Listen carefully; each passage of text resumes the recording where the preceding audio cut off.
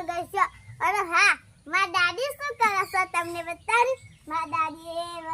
વગાડી દીધી છે શીશડી જો મારા દાદી બેઠે છે અને આરતી મારા મમ્મી એમ બેઠે છે આરતી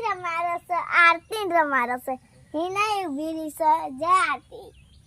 આરતી કેવી છે અને હા મારા બાપુજી કેમ બે રહ્યા